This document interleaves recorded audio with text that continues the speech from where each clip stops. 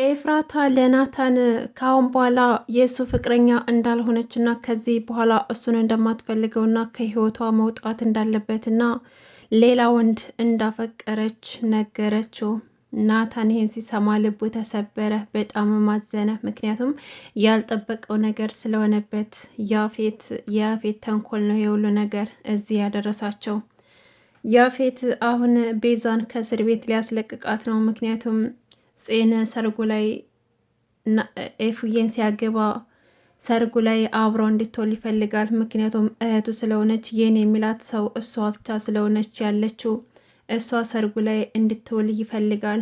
በዛ ላይ ደግሞ የእሷን ብቻ አይደለም ናታንንም ይዛለት እንድትመጣ ቤዛን ስራ ሰጥቷታል። ከእስር ቤት የሚያስወጣት ናታንና ጽን ወደ ሰርጉ ይዛለት እንድትመጣ ብቻና ብቻ ነው። ይገርማል። ይህ ሁሉ ናታንን ለመጉዳት ያለው ጥረት በጣም አስገራሚ ነው። ሰላም ሰላም፣ ውድና የተከበራችሁ ቤተሰቦች እንዴት ናችሁ? ደህና ናችሁ ወይ? ከኔ ጋር ሁሉም ሰላም ነው። ለዚህ ቻናል አዲስ ከሆናችሁ ሰብስክራይብ ማድረጋችሁን እንዳትረሱ። እንደውም ዛሬ ሐረግ ድራማ ክፍል 63ን ይዘን መጥተናል ማለት ነው። አብራችሁን ቆዩ። እንግዲህ በዛሬው ክፍል አስደንጋጭ ነገር አይተናል። ምክንያቱም በባለፈው ክፍል እንግዲህ ያፌት ናታንን እንዲጠላት መጥፎ ነገር እንድትናገረው ነግሯት ነበር እና ለማንም ሰው ትንፍሽ እንዳትል አስጠንቅቆ ነግሯት ነበረ። ያንን ነገር ኤፍራታ በተግባር እያደረገች ነው። ናታን እንዲጠላት አንድ እርምጃ ተራምዳለች። ይሄ ደግሞ ብቻውን ሆና ተቀምጣ ተክዛ ባለችበት ሰዓት ላናግራት ብሎ በሄደበት ወቅት ውጣልኝ፣ ብቻዬን መሆን ፈልጋለሁ። የውልህ ናታን፣ ካሁን በኋላ ከህይወቴ እንድትወጣልኝ ፈልጋለሁ። ከዚህ በኋላ ያንተ ፍቅር እኔ ጋር የለም። አንተ ፍቅረኛ አይደለህም። ሳላስበው ድንገት ሌላ ሰው አፍቅሬያለሁ ብላ ነገረችው። ናታን ይሄ ህልም ነበር የመሰለው። እኔ አላምንሽም፣ እየቀለድሽ መሆን አለበት አላት። ኤፉም ደግሞ እየቀለድኩ አይደለም፣ አንተ አይገባህም እንዴ? ቆይ አንድ ነገር ላይ ችክ ካልክ መቼም አትመለስም። ለምንድን ነው የማይገባህ? እኔ እኮ አልፈልግህም፣ ሌላው እንዳፍቅሬያለሁኝ እያልኩ ነው አለችው።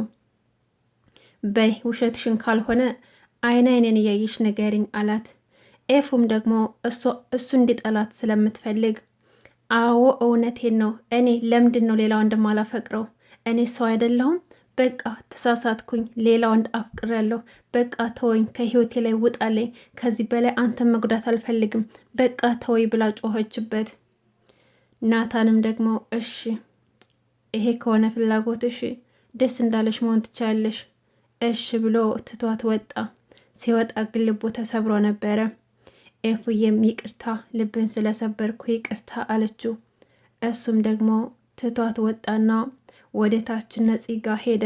ፂ ደግሞ በመርሳቷ የተነሳ ብዙ ነገሮችን እያበላሸ ትገኛለች። ፈንጅ ረገጠች፣ ብዙ ነገሮችን እያበላሸች እና ከቁጥጥር ውጭ ሆናለች ማለት ነው። እንግዲህ ኤፉዬን ያለ ስሟ ስም መጥፎ እንደሆነች እየነገረቻት ነው። አንቺ ለወንድሜ አትገቢም፣ በአንቺ ምክንያት ንብረታችንን አጣን። ቆይ አንቺ ማን ስለሆንሽ ነው ቤተሰቦች እየለፉበት የደከሙበትን ንብረት ላንቺ ሲል ንብረታችንን የሚያስይዘው? ቆይ አንቺ ማንሽ? በአንቺ ምክንያት ወንድሜ እንደዚህ ሆነ እያለቻትም ስትጮህባት ነበረ። ኤፉዬ ደግሞ ያለባት ችግር ይበቃታል። በድጋሚ ደግሞ የፂን ጭቅጭቅ መቻል አልቻለችም ነበረ። ስትጮህባት በጣም ተናዳ ነበረ። ከዛም በኋላ ናታን ወደ እህቱ ጋር ሂዶ ምን ሆነህ ነው ወንድሜ ብላ ስትጠይቀው የእኔ ጨረቃ እኮ አልፈልግህም፣ ሌላ ወንድ አፍቅሬያለሁ ብላ ነገረችኝ፣ እንደማትፈልገኝ ነገረችኝ አላት። እየሳቀ ነበረ። ቢጨንቀው ነው እንጂ ደስተኛ ሆኖ አልነበረም። እና ታዲያ ይሄ ምን ያስቃል? አታደርገውም፣ እየቀለድክ መሆን አለበት አለችው። እሱም ደግሞ እንደማይቀልድና እውነታው እንደዛ እንደሆነ ነገራት። ከዛም በኋላ በጣም ተናደደችባት እና ናታን ወደ ውጭ መሄድ እንደሚፈልግ ነገራት።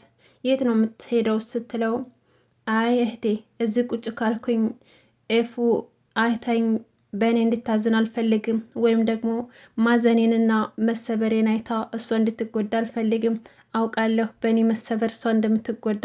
ስለዚህ ወደ ውጭ ወጣ ብዬ ራሴን ፈታ ላድርገው፣ እሷ እንድታየኝ አልፈልግም በዚህ ሁኔታ ሁኜ አለና ትቷት ወደ ውጭ ሄደ። ጺም ደግሞ ቢንያም ጋር ደወለችና ወንድሟ ደህና እንዳልሆነና ከሱ ጎን መሆን እንዳለበት ደውላ ነገረችው። ቢንያም ደግሞ ጓደኛው ስለሆነ ናታንን ፍለጋ ሄደ።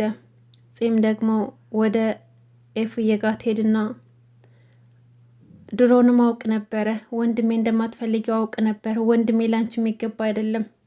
የፈለግሽውን ካረግሽ በኋላ ወንድሜን አልፈልግህም አልሽው አይደለ? ቆይ አንቺ ምን አይነት ሰው ነሽ?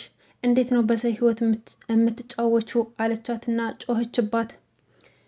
ኤፉዬም ደግሞ እባክሽ ፂ እኔ አሁን ያንቺን ቀልድ መቋቋም የምችልበት ጊዜ የለኝም፣ ቢያንስ እንኳን አንቺ ተረጅኝ አለቻት። ፂ ደግሞ እንኳን ልትረዳት ቀርቶ ነገሮችን እያበለሻሸች ነው። ቆይ አንቺ ሴትዮ እየቀለድኩ ነው እንደሚመስልሽ? ቆይ ምንድን ነው የምትፈልጊው ከኛ? እያለችም ትጮህባታለች። ኤፉዬም ደግሞ ከዚህ በላይ ከእሷ ጋር ማውራት እንደማትፈልግና እንድትወጣላት ትነግራታለች። ኤፉዬ አሁን ከባድ ጭንቀት ውስጥ ናት ያለችው። ምክንያቱም ናታንን በጣም ታፈቅረዋለች። ናታን ደግሞ አንድ ነገር እንዲሆንባት አትፈልግም። እስር ቤት እንዲታሰርባት ስለማትፈልግ ዋጋ እየከፈለች ነው ያለችው። ይሄን የምትከፍለውን ዋጋ ደግሞ ማንም ሰው ሊረዳላት አልቻለም። ሁሉም ሰው ራስ ወዳድ እንደሆነች ነው እንግዲህ ፂም እያሰበቻት ያለችው። ገነት ደግሞ ልጇ ምን እያሳለፈች እንደሆነ አልገባትም። ነገርስ ምን ሆና ነው ልጄ? ከጊዜ ወደ ባህሪዋ ተቀይሯል፣ ምን ገጥሟት ነው እያለች በውስጧ ትጨናነቃለች። እውነቱን ግን የገባው ሰው የለም። ፂ ደግሞ ቤዛ ጋር መሄድ ትፈልጋለች እና ሉሊትን ይዛት እንድትሄድ ጠየቀቻት። ሉሊት ደግሞ ወደዛ ፖሊስ ጣቢያ መሄድ አትፈልግም። ምክንያቱም ወደዛ የምትሄድ ከሆነ እሷም ወንጀለኛ ስለሆነች ይዙኛል፣ ይጠረጥሩኛል ብላ ስለምታስብ ወደዛ መሄድ አልፈለገችም እና ህይወት ጋር ደውላ እርዳታ እንድታደርግላት ትጠይቃታለች።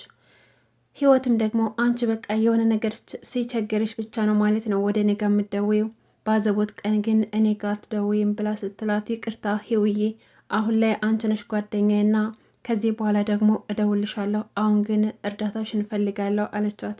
ቆይ ምን ተፈጥሮ ነው ንገሪ ስትላት፣ ጽ አሁን ቤዛ ጋር መሄድ ፈልጋለሁ፣ ላወራት ፈልጋለሁ ብላለች። እዛ ከሄድኩ ደግሞ ጥሩ ነገር አይፈጠርም፣ እባክሽ እርጅኝ፣ ጽን ቤዛ ጋር ውሰጅልኝ አለቻት። ህይወትም ደግሞ ነገሮችን ማጣራት ስለምትፈልግ ፍቃደኛ ሆና በር ቆርቁራ ትመጣና ገነት ምን ፈልገሽ መጣሽ ደግሞ? ወይዘሮ ህይወት ምን ፈልገሽ ነው ስትላት፣ ህይወትም ደግሞ ጽን ፈልጋ እንደመጣችና ወደ ቤዛ ጋር እንድትወስዳት ሎሊት ነግራት እንደሆነ ነገረቻት። ገኒም ደግሞ መቼም ይችን ምንም የማታውቅ ልጅ አንስቼ ላንቺ አንቺ ጋር አልሰዳትም፣ ምን ነው ስራሽን ማላቅ መሰለሽ እንዴ አለቻት ስትላት ጊዜ ህይወትም ይገርማል፣ ምን ያክል እድለኞች ናቸው እዚህ ቤት ያሉ ሰዎች፣ ልክ እንደ እናት እኮ ነው ለሁሉም ሰው የምትጨነቅላቸው አለቻት። ገነትም ደግሞ በይቤ ዶሮን ሲያታልሏት የፈላ ውሃ ለገላሽ ነው አሏት ብላ ተረተችባትና እመሰሪውን ስራ ማላቅ መሰለሽ እንዴ ነው ወይስ ደግሞ በዚህ ልደልሌ ነው ወይስ ደግሞ ቤዛን እንዴት ከእስር ቤት ማስወታት እንዳለብሽ መድኃኒት ልታሰርባት ነው? መቼም በአዳም ልኮ ያንቺ ስራ ነው። አሁንም እዛ ልትሄጂ ነው እንዴ አለቻት። አይ እንደዛ አይደለም ገኒ፣ እኔ ካላመንሽ ሎሊትን ጠይቂያት፣ ሎሊት ጽን እንደወስዳት ፈልጋ ነው ትላታለች። ጽ የህይወትን ድምፅ ትሰማና ህይወት መጣሽ እንዴ? በቃ መጣሁ እየጨረስኩኝ አብረን እንሄዳለን ስትላት፣ አይ አይሆንም አርፈሽ ተቀመጪ፣ ከዚች ልጅ ጋር አትሄጅም፣ እሷን ስለማታውቂያት ነው፣ መጥፎ ልጅ ናት ትላታለች ገነት። ጺም ደግሞ እኔ የማንንም ፍቃድ አልጠየቅኩም፣ እኔ ህፃን ልጅ አይደለሁም ትላታለች። ቆይ ተረጋጊ፣ እንደዛም ከሆነ ደግሞ አብሬሽ እሄዳለሁ፣ አንዴ ሻርፕ ጣል አድርጌ ልምጣ ስትላት፣ ስታይኝ ህፃን ልጅ መስልሻለሁኝ እንዴ? እኔ የፈለግኩበት እጄ መምጣት እችላለሁ፣ ስለዚህ ያንቺ አብሮ መሄድ አስፈላጊ አይደለም አለቻት። ገነት ላይ ጮኸችባት። አይ እንግዲህ እኔ አስሬ ያላስቀምጥሽ፣ በቃ ሂጂ ብላ ፈቀደችላት። እንግዲህ ያፌት እስር ቤት ሂዶ ቤዛ ላይ እርዳታዋን እንደሚፈልግና ከእስር ቤት እንደሚያስለቅቃት፣ እርዳታ የሚፈልገው ደግሞ ጽን ሰርጉ ላይ ከሳምንት በኋላ ስለሚያገባ ጽ ሰርጉ ላይ እንድትታደም ስለሚፈልግ ጓደኛዋ ስለሆነች ቤዛ ፂን ይዛለት እንድትመጣ ነው የነገራት። ቤዛም ደግሞ ተኝተህ እያለምክ ነው እንዴ? ቆይ ማንን ነው የምታገባው? ደግሞ ፂን በዚህ ልክ የምትወዳት ለምንድን ነው አለችው። አንቺ አይገባሽም፣ አድርግ የምልሽን ነገር ብቻ ታደርጊያለሽ። አሁን እኔ ከእስር ቤት የምትወጭበትን ነገር አመቻቻለሁኝ፣ ከ2 ቀን በኋላ ትወጫለሽ አላት። ለመሆኑ ማንን ነው የምታገባው አለችው። ያፌትም ደግሞ ኤፍራታን እንደሚያገባት ነገራት። አይ አሁን ገና ተኝተህ እያለምክ ነው። ኤፍራታና ናታንን መቼም ቢሆን ማንም ሊለያቸው አይችልም። እኔም ብዙ ጊዜ ሞክሬ ነበር አለችው። ከዛም በኋላ ያፌትም አሁን አድርጊ የምልሽን ነገር ብቻ አድርጊ፣ ደግሞስ እኔ ከናታን ምን አንሳለሁኝ? እኔ ለመፈቀር ምን ያንሰኛል ይላታል። አሄ አለችና አንተ ከናታን ጋር ለመወዳደር እንደገና ፈርሰህ መሰራት ያስፈልግሃል። በምንም እኮ አትወዳደሩም። አረ ለምርጫ ማብረሃት ቀርብም አለችው። አሁን አፍሽን ዝጊ፣ እምልሽን ነገር ብቻ አድርጊ። ከዚህ እንድትወጪ ከፈለሽ ከ2 ቀን በኋላ ስለምትወጪ ፂን ሰርጌ ላይ ይዘሻት ትመጫለሽ። ደግሞ ይኸውልሽ ይሄ ብቻ አይደለም፣ ናታንንም ይዘሹ እንድትመጭ ፈልጋለሁ። ሰርጌ ላይ እንዲውል ፈልጋለሁ። የደስታ የተካፋዮች እንዲሆኑ ፈልጋለሁ አላት። ቤዛም ደግሞ ቆይ አንተ ናቱን ማሳበር ነው እንዴ ስራ አለችው። ያፌትም ደግሞ አዎ እሱ ማሳበድ ነው የምፈልገው፣ ያው በየው። ስለዚህም እንደምን ብለሽ ሁለቶችንም ይዘሽልኝ እንድትመጭ ፈልጋለሁ አላት። ይሄ ሁሉ ነገር የሚያደርገው እንግዲህ ያፌት ሰርግ ላይ ከመጣች ናታን እህቱ እንዲጠላትና እርስ በርስ ደግሞ እንዲለያዩ ስለሚፈልግ ነው። ናታንም ደግሞ ኤፍራታን ሲያገባ ሲያየው እንዲናደድና ራሱን እንዲጠላው ወይም ደግሞ በራሱ ላይ ችግር እንዲፈጥር ስለሚፈልግ ነው። ይሄ ሁሉ ዙሪያ ጥምጥም ናታንን ለመጉዳት ነው። አንድና አንድ አላማው። ፂን መጉዳት አይፈልግም፣ ናታንን ግን መጉዳት ይፈልጋል። ይሄ ሁሉ ምንድን ነው? ወንድሙ ስለሆነ። እንግዲህ ህይወትና ፂ ቤዛ ጋር ደርሰው ይኸውልሽ ቤዛ አሁን ወንድሜ ጥሩ ሙላ አይደለም ያለው፣ ምክንያቱም ኤፍራታ አልፈልግህም ብለዋለች አለቻት። ቤዛም ደግሞ እንዴ እውነት ነው እንደ ይሄ ሰውዬ ያለው ነገር እውነትም ሊያደርገው ነው እንዴ? እሱ መቼም ያለውን ነገር ሳያደርገው አይቀርም አለች። ማን ነው ደግሞ እሱ ብላ ስጠይቃት ህይወት አይ ማንም ወደዚህ ሆነው እኔ ሰሞኑን ከዚህ መውጣት አይቀርም። ስለዚህ ቤዛ ለፂ ቃል ገባችላት። 2 ሆነው አብረው ሆነው ከናታን ጎን እንደሚሆኑና የተሰበረውን ልቡን እንደሚጠግኑት ከጎኑ እንደሚሆኑለት ቤዛ ነገረቻት ለፂ። ፂም ደግሞ ወንድሟ ደህና እንደሆነላት ትፈልጋለች። ነገር ግን የታቀደላትን ነገር አላወቀችም። አሁን ላይ ፂ ነገሮችን ስለረሳቻቸው እያበላሸች ትገኛለች። ኤፍዬን መጥፎ ሰው አድርጋን አየቻት። ነገር ግን እውነታው እንደዛ አይደለም። እየነገሯት ያሉት ነገር በተቃራኒው ነው። ያቺ ጨካኝ በቃ ወንድሜ እንደዛ አድርገው እሷ ልታገባ ነው ማለት ነው አለች። ህይወትም ደግሞ የሰማችውን ነገር ማመን አቅቷታል። እውነት ኤፍራታ እንደዛ አታደርግም። በምንም ተአምር ናታንን ትታ ሌላ ሰው ልታፈቅር አትችልም። ወይም ደግሞ አስገዳጅ ሁኔታ ላይ ካልሆነች በስተቀር እንደዛ አታደርግም አለች። ፂም ደግሞ አንቺ እንዴት እንደዚህ ልትይ ቻልሽ? ቆይ እሷን እንዴት ነው የምታውቂያት አለቻት።